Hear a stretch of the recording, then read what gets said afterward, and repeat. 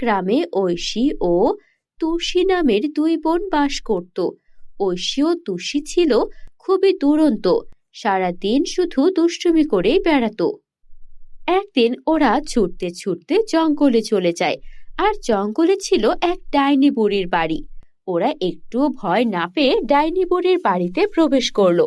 ভেতরে গিয়ে ওরা যা দেখে ওদের চোখ তো ছানা বড়া। অনেক বড় বড় ফুলের গাছ, ফলের গাছে ভরপুর ছিল। দেখ দেখ, জঙ্গলে এত সুন্দর একটা বাড়ি, আর সবাই বলে ডাইনির বাড়িতে না যেতে, অথচ এখানে কত সুন্দর সুন্দর ফুল, কত বড় বড় ফল আছে। এই আপেলটা তো মনে হচ্ছে আমরা 2 দিনেও খেয়ে শেষ করতে পারবো না। চল চল, আমরা এই আপেলটা তাড়াতাড়ি এখান থেকে নিয়ে যাই। হ্যাঁ চল, ডাইনি বুড়িকে আশেপাশে দেখতে পাচ্ছি না। ডাইনি বুড়ি এলে আবার আমাদের বকতে পারে। শুনেছি ডাইনি বুড়ি নাকি যাকে পায় তাকে খেয়ে ফেলে, আবার পাথর বানিয়ে রেখে দেয়। চল চল, এই আপেলটাই নিয়ে যাই আজকে, অন্যদিন এসে অন্য কিছু নিয়ে যাব। ওরা আপেলটা ছিঁড়তে যায়, তখনই ঘর থেকে কাশির আওয়াজ শুনতে পায়।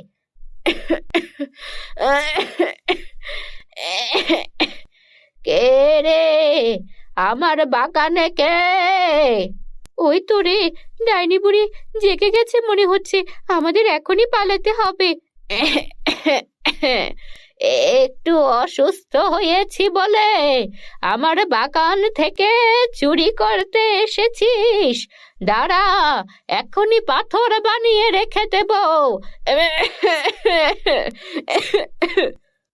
ডাইনি বুড়ি আমাদের পাথর বানিয়ে রেখে দেবে, চল বোন পালাই পালাই। না বোন, উনি তো কাশছেন অনেক, উনি মনে হচ্ছেন খুব অসুস্থ। ডাইনি বুড়ি হলেও তো উনি একা থাকেন, ওনার তো ছেলে মেয়ে নেই। আমরা অসুস্থ হলে বাবা মা আমাদের সেবা যত্ন করেন, কিন্তু উনি অসুস্থ হলে ওনাকে তো কেউ দেখবেন না। উনি তো অনেক কষ্ট পাচ্ছেন। চল না, ওনার জন্য আমরা একটু কিছু করি যেন উনি সুস্থ হতে পারেন। তোর কি মাথা খারাপ? ডাইনি বুড়িকে তুই সুস্থ করতে চাইছিস? উনি তো আমাদের পাথর বানিয়ে রেখে দেবেন। আরে না, জানিস না ভালো কাজ করলে কখনো কারোর সঙ্গে খারাপ হয় না। চল আমার সঙ্গে। তারপর ঐশী আর তুষি মিলে ডাইনি বুড়ির ঘরে প্রবেশ করে। দেখে ঘরটা জীর্ণ শীর্ণ হয়ে রয়েছে, খাবার দাবার কিচ্ছু নেই, এক ফোঁটা পানিও নেই। ও বুড়িমা, তোমার দেখছি অনেক ঠান্ডা লেগেছে, তার উপর ঘরে কোনো খাবার নেই। আমরা যে তোমার বাগান থেকে আপেলটা তুলেছি, এটা কেটে দেব, এটা একটু খাবে? কে রে তোরা? সবাই আমায় দেখে ভয় পায়, পালিয়ে যায়, আর আমার ক্ষতি করতে চায়। তোরা আমার সেবা করতে এসেছিস? তো কি হয়েছে, তুমি তো বুড়িমা, তোমার মতো আমাদের একটা নানি কিংবা দাদিও থাকতে পারতো। তোমার তো অনেক কাশি হয়েছে, ঘরে কি আদা আছে? একটু আদার রস করে দিলে কাশি ভালো হয়ে যাবে, তোমার উঠতে হবে না। তারপর ঐশী আর তুষি ঘর থেকে আদা বের করে আদার রস বানিয়ে সেই ডাইনি বুড়িকে খাইয়ে দিল। বাহ, এখন একটু আরাম লাগছে। তোরা দেখছি বড্ড ভালো মেয়ে, আমার কাছে এসে সবাই আমার ক্ষতি করতে চায়। তাই তো আমি সবাইকে বলি যে আমি ডাইনি বুড়ি, যাকে ইচ্ছা তাকে পাথর বানিয়ে দিতে পারি। তাই এদিকে কেউ এসে আমার বিরক্ত করে না। অসুখে তো বিছানায় পড়েই গেছিলাম, ভেবেছিলাম এখানেই মরতে হবে, কিন্তু তোরা দুটিতে এসে আমার বড্ড উপকার করলি। তাই আমি তোদেরকে আমার জাদু দিয়ে কিছু উপহার দেব। এই বলে ডাইনি বুড়ি কিছু জাদু মন্ত্র উচ্চারণ করতে লাগলো, আর সঙ্গে সঙ্গে ঐশীর মাথায় সোনার চুল আর তুষির মাথায় রূপার চুল হয়ে গেল। এই চুল কখনো শেষ হবে না। আমি জাদু মন্ত্র ঠিক জানি, তবে এটা দিয়ে কারো কোনো ক্ষতি করি না। এই সোনার চুল আর রূপার চুল বিক্রি করে তোদের বাবা মা অনেক ধনী হতে পারবে। ও বুড়িমা, এগুলোর তো কোনো দরকার ছিল না, তুমি কত ভালো, তুমি চিন্তা করো না। আমি বাবা মার সঙ্গে কথা বলে তোমাকে আমাদের বাড়িতেও নিয়ে যাব, আর সবাইকে এটা বুঝিয়ে বলবো যে তুমি কারো কোনো ক্ষতি করো না। তবে এই বড় আপেলটাকে নিয়ে যাব। সে আর বলতে, তোরা এখন থেকে আমার 2 নাতনি, যখন ইচ্ছা আসবি আর বড় বড় মজাদার ফল নিয়ে যাবি। এরপর ওদের জীবনে আর কোনো দুঃখ রইল না। ওরা সোনা রূপার চুল বিক্রি করে ধনী তো হলোই, ডাইনি বুড়িকে ওদের সঙ্গে নিয়ে রাখলো। বন্ধুরা, আমাদের চ্যানেলে নতুন হলে চ্যানেলটিকে সাবস্ক্রাইব করতে ভুলো না যেন। এক গ্রামে মুন্নি ও তন্নি নামের দুই গরিব মেয়ে ওর বাবা মায়ের সাথে বাস করত। ওরা ওদের বাবা মাকে ভীষণ ভালোবাসতো আর শ্রদ্ধা করত। ওদের বাবা মায়ের টাকা পয়সা না থাকলেও তারা তাদের দুই মেয়ের লালন পালনের কোনো কমতি রাখতেন না। সারাদিন অন্যের জমিতে কাজ করে, অন্যের বাড়িতে কাজ করেও যে টাকা পেত তা দিয়েই তারা সবাই মিলেমিশে থাকার চেষ্টা করত। এভাবেই দিন যাচ্ছিল ওদের। কিন্তু মুন্নি ও তন্নি যত বড় হচ্ছিল ওদের চাহিদা দিন দিন বাড়ছিল। আর ওদের সমবয়সী সবাই স্কুলে যাওয়া শুরু করলেও ওদের স্কুলে যাওয়ার মতো সামর্থ্য ছিল না। কারণ বাবা মা যে টাকা আয় করত তাতে দুবেলা ঠিক মতো খাওয়াও জুটত না। সেখানে দুই মেয়েকে স্কুলে পাঠানো তাদের জন্য খুবই কঠিন ব্যাপার ছিল। আর এই জন্য মুন্নি ও তন্নিরও ভীষণ মন খারাপ হতো। যখন সকালবেলা সবাই স্কুলে যেত ওরা শুধু তাকিয়ে দেখত। এমনই একদিন ওরা রাস্তায় দাঁড়িয়েছিল। তখনই গ্রামের অন্যান্য শিশুরা স্কুলে যাচ্ছিল। ওদের মধ্যে লিপি নামের একটা মেয়ে ছিল অনেক হিংসুটে। লিপি ওদেরকে দেখে এগিয়ে এলো আর বলল, কি এভাবে দাঁড়িয়ে আছিস কেন?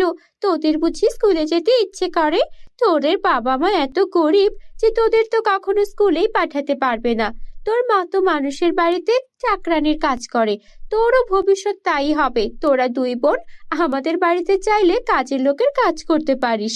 আর শোন, আমি তো পড়াশোনা করছি, বড় হয়ে আমি ডাক্তার হব। ভবিষ্যতে তোদেরকেই আমার বাড়ির কাজের লোক নেব। এভাবেই নানা রকম কথা শুনিয়ে ওরা সেখান থেকে স্কুলে চলে যায়। এদিকে মুন্নি আর তন্নির মন ভীষণ খারাপ হয়। এই সব কিছু ওদের মা ঘর থেকে শুনছিলেন। তারও খুবই খারাপ লাগে যে সে তার মেয়েদেরকে কোনোভাবে স্কুলে ভর্তি করাতে পারছে না। এদিকে মুন্নি ও তন্নি রাতে মন খারাপ করে কাঁদতে কাঁদতে ঘুমিয়ে পড়ে। স্বপ্নে ওরা দুই বোনই একটা অসহায় বৃদ্ধ লোককে দেখতে পায়। এ কি, এই লোকটা এখানে কি করছে? আপনি কি অসুস্থ? আমরা কি আপনাকে পানি খাওয়াবো? না, আমাকে পানি খাওয়াতে হবে না। আমি তোমাদের সঙ্গে স্বপ্নে দেখা করছি। তোমরা তো অনেক অসহায়, তোমাদের তো স্কুলে যাওয়ার কোনো ব্যবস্থা নেই। তাই আমি ঠিক করেছি তোমাদের দুই বোনকে জাদুর সোনা রূপার স্কুলে পড়াবো। আর বিনিময়ে তোমাদের একটাই কাজ হবে, গ্রামের অসহায় তোমাদের মতো যারা আছে তাদেরকে ভবিষ্যতে পড়াশোনার ব্যবস্থা করে দেওয়া, তাদের দায়িত্ব নেওয়া। কি তোমরা পারবে তো? কি বলছেন এসব? স্বপ্নের স্কুল? স্বপ্নে আবার স্কুল হয় নাকি? ঠিক আছে, চলো, এখনই তোমাদেরকে নিয়ে যাচ্ছি। এই বলে সেই বৃদ্ধা লোকটা ওদের দুই বোনকে জাদুর সোনা ও রূপার স্কুলে নিয়ে গেল। ওরা দেখলো সেখানে একটা স্কুল সোনা দিয়ে তৈরি, আরেকটা স্কুল রূপা দিয়ে তৈরি। এটা দেখে ওরা তো অবাক হয়ে গেল। এত সুন্দর দুই স্কুল! স্কুলের ভেতরে সোনার স্কুলে ছিল সোনার মোহর আর মুদ্রা, আর রূপার স্কুলে ছিল অনেক রূপার মুদ্রা। এই সব কিছু দেখে ওরা ভীষণ খুশি হলো আর সেখানে নতুন নতুন জিনিস শিখতে শুরু করলো। ওরা অনেক অনেক জ্ঞান অর্জন করলো।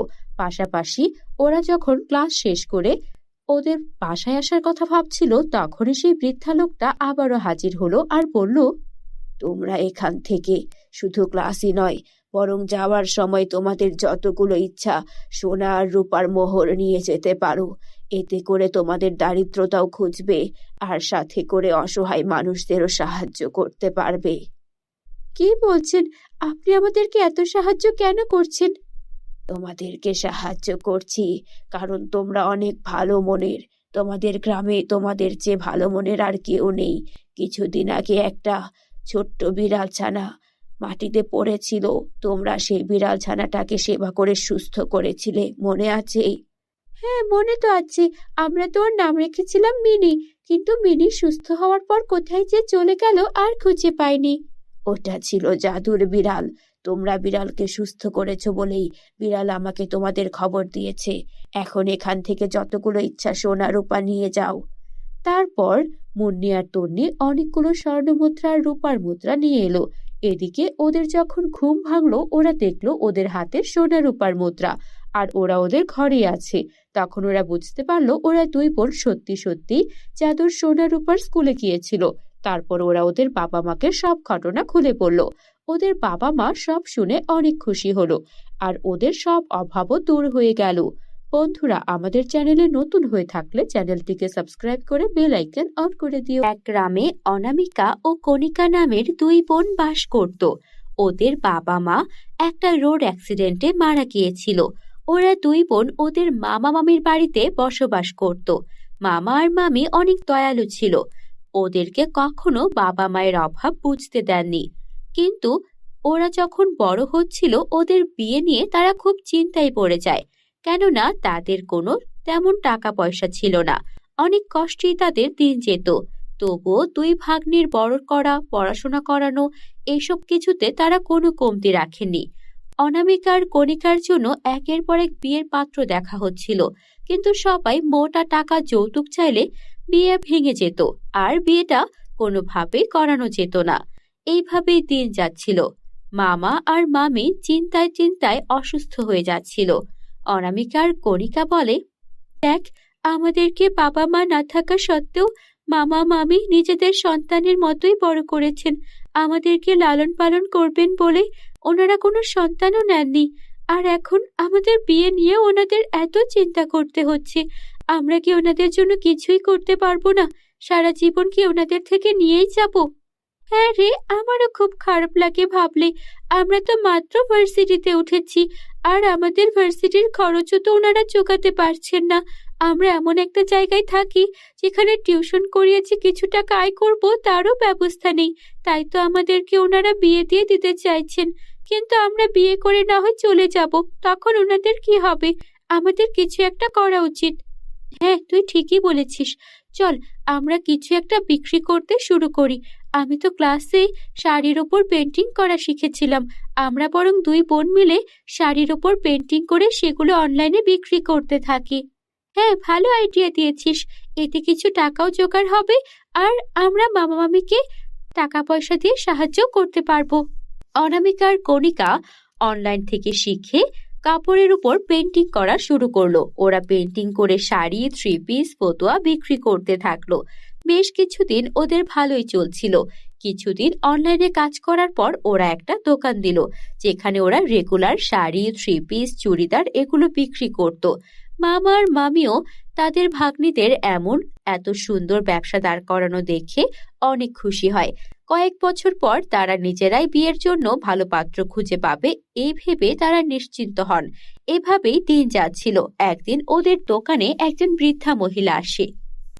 বাবারা, তোমাদের এই দোকানের নাম অনেক দূর থেকে শুনে আসলাম। আমি বৃদ্ধ মানুষ, আমার পরনের শাড়িটাও ছিঁড়ে গেছে। যদি তোমরা আমাকে একটা শাড়ি দিতে, আমি তাহলে শাড়িটা পরতে পারতাম। ছেঁড়া কাপড় পরে বাইরে বেরোতেও লজ্জা করে। আমি মানুষের কাছে হাত পেতে দিন চালাই, কিন্তু পরনের পোশাকটাও যদি ছেঁড়া ফেরা হয়, কিভাবে ঘর থেকে বেরোবো বলো তো? আহারে বুড়িমা, আপনার কষ্ট দেখে তো আমাদের সত্যি খুব খারাপ লাগছে। শাড়ি না হয় আপনাকে দেব, কিন্তু এই বয়সে আপনি পথে ঘুরে ঘুরে কেন ভিক্ষা করবেন? আমাদের বাবা মা নেই, বাবা মায়ের কষ্ট আমরা বুঝতে পারি। আপনার কি কোনো ছেলে সন্তান বা মেয়ে নেই? না রে মা, আমার ছেলে মেয়ে স্বামী কেউ নেই। বন্যায় সব ভেসে গেল। এরপর আমি এভাবেই বাড়ি বাড়ি ঘুরে চেয়ে চিনতে দিন কাটাই। বুড়িমা, আপনার কষ্ট দেখে মনে হচ্ছে আমাদের কষ্ট কিছুই না। আপনি চিন্তা করবেন না, আমাদের এই দোকানের সবচেয়ে ভালো শাড়িটাই আপনাকে দেব। তবে আপনাকে কথা দিতে হবে, আপনি আপনার বাড়িতে গিয়ে আপনার ব্যাগপত্র নিয়ে আমাদের কাছে চলে আসবেন। আমরা এখন ভালো টাকা আয় করি। আপনার মতো একজনকে আমরা অবশ্যই লালন পালন করতে পারবো। তোমাদের মন দেখছি অনেক বড়। আমি তো তোমাদের পরীক্ষা করতে এসেছিলাম। এই বলে সেই বুড়িটা একটা পরীর রূপ ধারণ করলো। তোমরা অনেক ভালো মেয়ে। তোমরা একজন বৃদ্ধাকে চেনো না জানো না আশ্রয় দেওয়ার জন্য রাজি হয়ে গেছো। তোমাদের বাবা মা মারা গেছেন, তোমরা অনেক পরিশ্রম করেই দোকানটা দাঁড় করিয়েছো। তবে আমিও তোমাদের সাহায্য করতে চাই। এই নাও, এটা হলো সোনার শাড়ি, আর এটা হলো রূপার শাড়ি।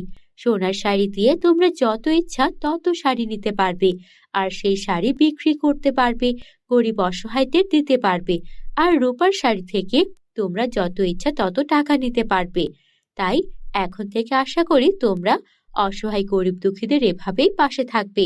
এই বলে সোনা ও রূপার শাড়ি দিয়ে পরী সেখান থেকে উধাও হয়ে যায়। আর ওরা দুই বোনও পরীর দেওয়া জাদুর শাড়ি ব্যবহার করে অসহায় মানুষদের সাহায্য করতে থাকে। বন্ধুরা, তোমরা যারা যারা গল্পটি দেখছো তোমাদের নাম কমেন্টে লিখে জানাও। আমরা নেক্সট গল্প তোমাদের নাম দিয়ে বানাবো।